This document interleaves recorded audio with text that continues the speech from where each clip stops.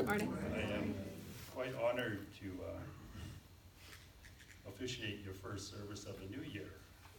And doubly happy because my favorite flute player, Annette, is here this morning. But we almost didn't get to hear her, but Elaine, very nice recovery.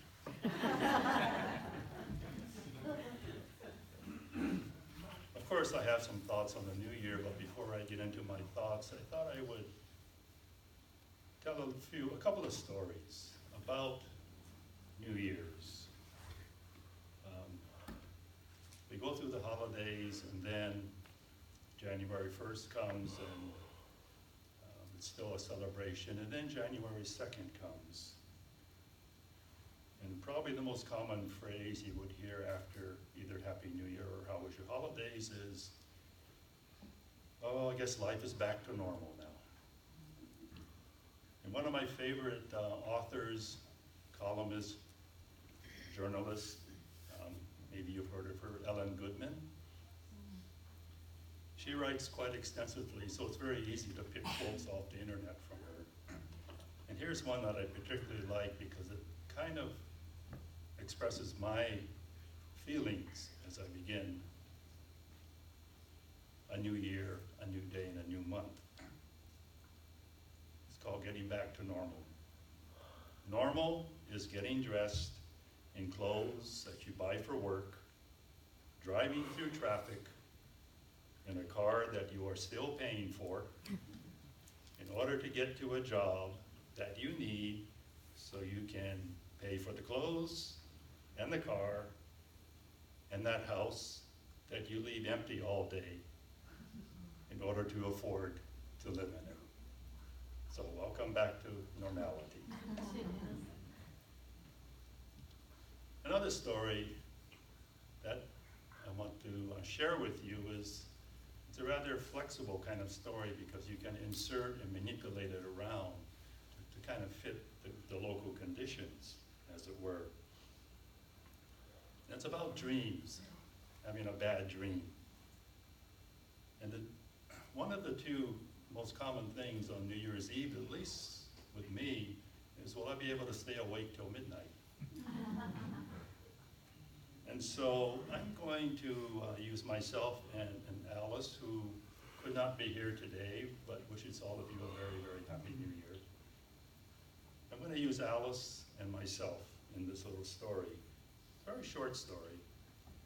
Alice was taking a late afternoon snooze on New Year's Eve before the festivities and the parties started. And after she woke up, she told me that she had just dreamed that I gave her a diamond ring for a New Year's present. And she asked, so what do you think that dream means? Now, a little backstory. Alice did lose her diamond engagement ring because our house was broken into while we were living in Hawaii many, many decades ago. And price of diamonds kept going up and up and up, and I just never got around to replacing it. So, true, she did lose her diamond ring. Now that part about her waking up and me giving her a diamond ring, well. So I told her, well, Alice, tonight at midnight you will know the meaning of that dream. And so at midnight, as we were all celebrating the New Year's, I approached Alice and I handed her a very small package. Delighted and excited, of course. And she opened it quickly. And there in her hand rested a book, a little book entitled The Meaning of Dreams. Good story. Like I said, you can manipulate it all around. And the only part that was true in there with Alice was her stolen diamond engagement ring. The rest I just made up. Now, the second most common thing is New Year's Day. What happens on New Year's Day?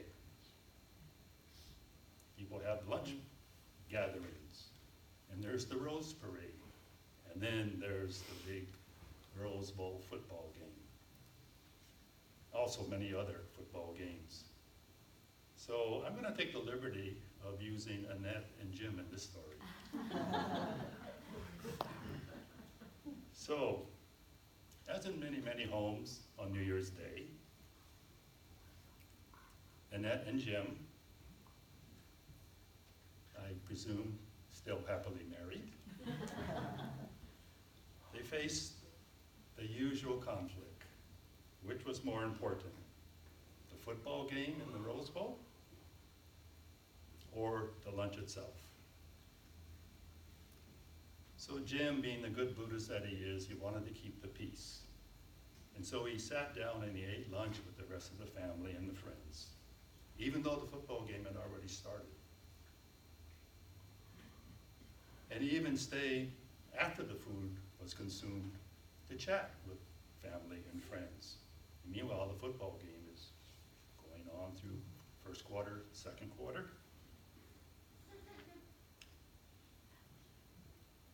Finally, Jim got up, excused himself, and retired to the den to watch the game. A few minutes later, Annette looked in to see how he was doing, and she even graciously brought him a cold beer. She smiled and kissed him on the cheek and asked, "What's the score, honey?" And Jim said, it was halftime, and the score was still 0-0. "See," said Annette happily, "you didn't miss a thing."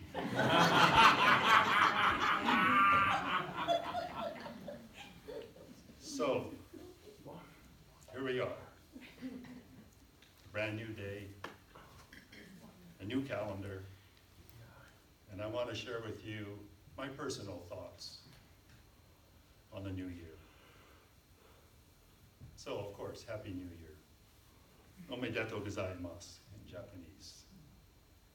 And those words we often hear at this time of year. They are an expression of congratulations that a new year has arrived. But of course, the new year only comes to those who welcome it. It is we who make the new year meaningful. It is in our culture. It's in our minds. It's wired into our DNA. And it's also a time of year when we resolve to become better at whatever has been causing us disease or suffering in the past year. Our health, our relationships, our social attitudes, and so forth. Now, those are important aspects of life, but I think redirecting our focus to our life as it is, just as it is, feeling gratitude that we have another day to enjoy just being alive, experiencing the warmth of this unique gift of 86,400 seconds per day. Remember the magic bank account I talked about? We each have $86,400 for seconds every day. A gift that appears only once within the astronomical dimensions of time. Time that passes by so much faster than we realize. I recall the words of Andy Rooney, American writer of television and radio. He says, life is like a roll of toilet paper. The closer you get to the end, you know what happens, the faster it goes. This feeling for the warmth of life is expressed in a poem also by Reverend Guillaume Kobosi. And he says, more than money, more than reason, more than anything else, how I long for a warm heart of man. It is this warmth, this light that makes life grow. Buddha's life is warm. Many became followers of the Buddha Dharma because of Gautama Buddha's understanding, his warmth, and his spirit, rather than for reason or rationality. So what do I mean by warmth of life? I believe it means to find the joy of quiet, of stillness, which I admit is very difficult in our culture of masses of blinking devices, and streaming videos, and screaming headlines that leave me feeling empty and full, all at the same time. Filling my space with continuous noise only makes me more anxious, more nervous, more agitated, and with an uncomfortable sense of urgency. Allowing the silence of stillness into my space invites hearing, thoughtful speech, and reflective contemplation. Life's moments slow down. Not rushing, I make fewer mistakes, and I am able to reflect on my words and my actions towards others. The 17th century French philosopher Pascal remarked, "Distraction.